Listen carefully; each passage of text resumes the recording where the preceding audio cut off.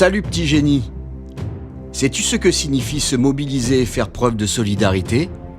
En janvier 1925, la petite ville de Nome, en Alaska, se retrouve coupée du reste du monde, alors qu'une épidémie de diphtérie fait rage. C'est la mobilisation et la solidarité de mushers professionnels et de leurs chiens, chargés d'acheminer le sérum d'antitoxine, qui sont le seul espoir de survie des enfants contaminés. Parmi ces mushers, il en est un particulièrement expérimenté qui, avec son attelage et son chien de tête, Togo, va parcourir une très grande distance en un temps record et dans des conditions climatiques extrêmes. Ce musher, c'est Leonard Seppala, et c'est de lui dont je vais te parler aujourd'hui.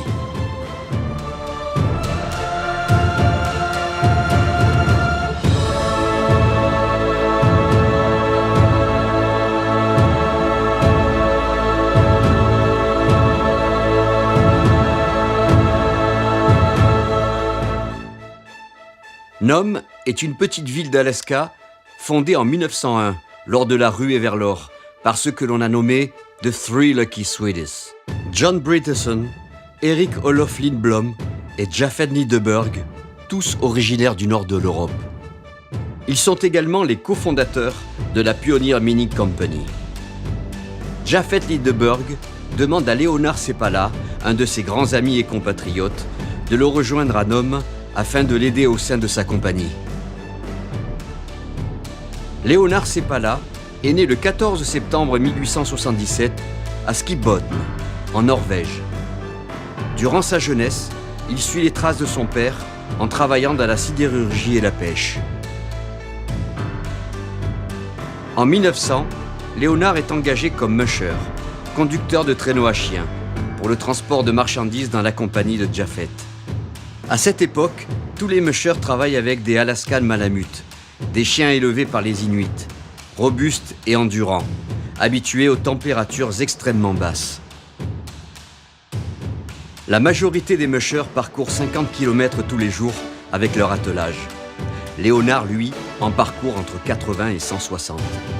Il continue même à entraîner ses chiens en dehors des périodes hivernales en les attelant à un kart à roues. En 1913, Japheth Lindberg fait venir des chiots de Sibérie. Il demande à Leonard de les entraîner afin de les offrir à l'explorateur norvégien Roald Amundsen, qui se prépare pour une expédition au pôle Nord. Leonard tombe littéralement amoureux de cette race, le husky de Sibérie.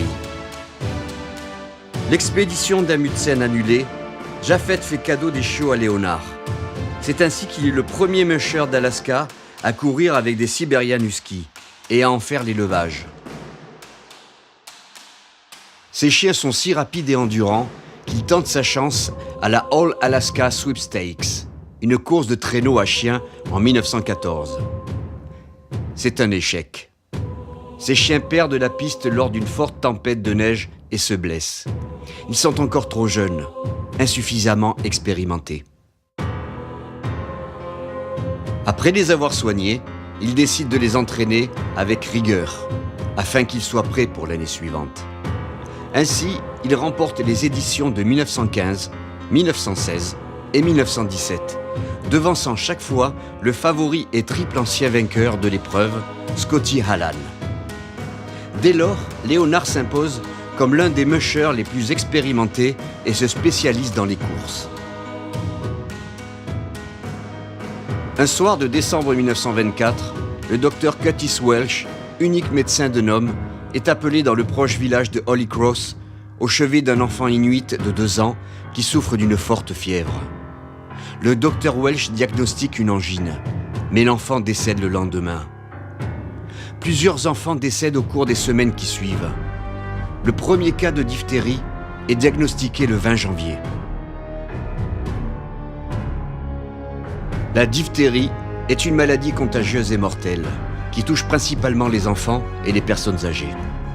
Le docteur Welch est en possession de 80 000 unités de sérum d'antitoxine, périmées depuis 1918, et préfère ne pas les utiliser. Les cas se multiplient. Au soir du 24 janvier, on dénombre 20 cas confirmés et 50 cas probables. George Maynard, maire de Nome, réunit le conseil municipal qui place la ville en quarantaine. Le docteur Welch informe par télégramme les autorités sanitaires à Washington et le gouverneur de l'Alaska, Scott Cordelbone, et demande qu'on lui apporte 1 million d'unités de sérum afin d'enrayer l'épidémie. Mais en cette période hivernale, ni le train ni le bateau ne peut accéder à Nome. La solution aérienne est rapidement écartée, les biplans de l'époque n'étant absolument pas adaptés pour voler par ces températures extrêmes. Seule solution restante, l'acheminement par chien de traîneau. 1600 km séparent Nome et Anchorage, la ville principale la plus proche. Normalement, à cette période, les marchandises sont acheminées en 30 jours. Il faut agir très vite. 1 million d'unités de sérum sont réquisitionnées sur toute la côte ouest américaine. Le 26 janvier, 300 000 unités sont mises à disposition par l'hôpital d'Anchorage. Le colis est envoyé par train à Nenana. Leonard Seppala est désigné à l'unanimité par le conseil municipal de Nome pour se rendre à Nulato, avec ses chiens, Togo en tête.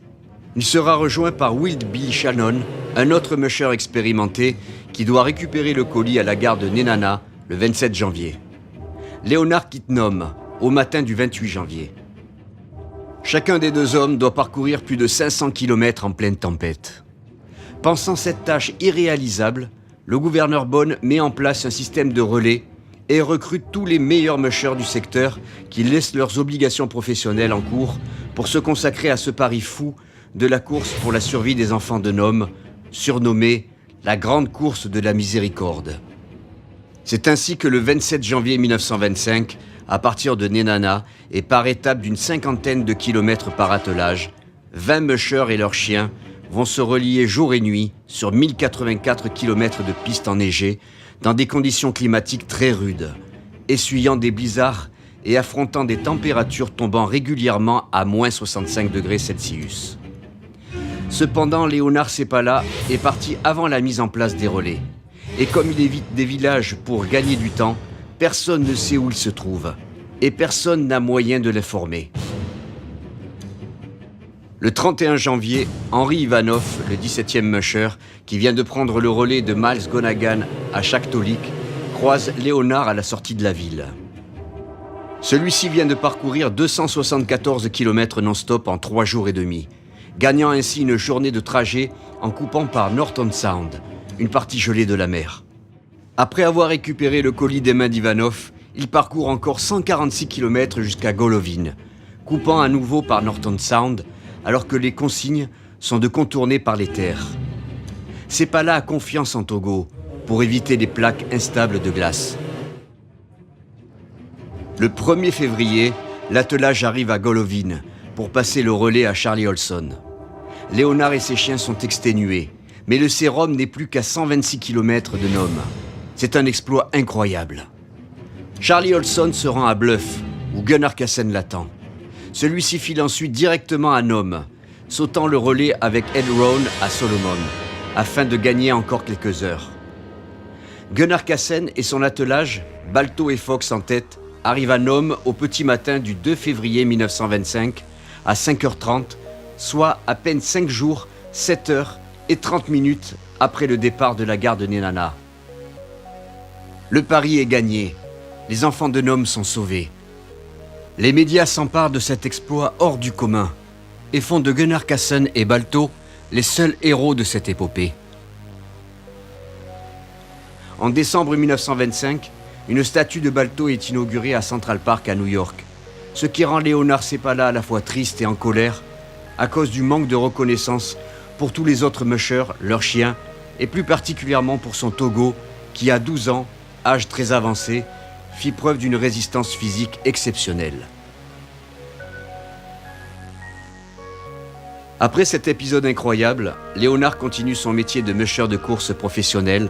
Sa passion pour le husky de Sibérie le conduit à développer la race et il fonde avec Elizabeth Ricker, une amie passionnée, un élevage de husky sibériens à Poland Spring dans le Maine. C'est avec cette dernière que Togo finira ses jours. Il s'éteint le 5 décembre 1929, à l'âge de 16 ans. En février 1932, Léonard participe aux Jeux Olympiques de Lake Placid et remporte la médaille d'argent. On peut noter que ce sont les seuls Jeux Olympiques de toute l'histoire où l'épreuve de course à chien de traîneau a eu lieu. Par la suite, Léonard Seppala se retire à Seattle avec sa femme Constance et leur fils Sigrid, tout en continuant à être entouré de huskies jusqu'à la fin de sa vie. Il décède le 28 janvier 1967, 42 ans jour pour jour après son départ dans la grande course au sérum de Nome, à l'âge de 89 ans. En 1973, la course d'Iditarod Road, ralliant Anchorage à Nome, est créée et a lieu chaque année en commémoration de la course au sérum. En 1995, Balto est à nouveau mis à l'honneur dans un dessin animé. Ce n'est que 4 ans plus tard que l'on met enfin à l'honneur Léonard Seppala en érigeant un mémorial dans sa ville natale. Son nom est donné à une route de la ville de Tromsø, en Norvège, et à une rue de Nome. En 2001, Togo a enfin droit à la reconnaissance qu'il mérite lorsque sa statue de bronze est placée dans le SeaWorld Park à New York. De nos jours, la diphtérie ne fait plus, ou presque, de victimes dans les pays industrialisés. Voilà, petit génie, c'est sur cette réhabilitation de Seppala, Togo et de tous les autres chiens et mushers que se conclut cette incroyable histoire de mobilisation et de solidarité. Bientôt le prochain épisode. À bientôt, petit génie.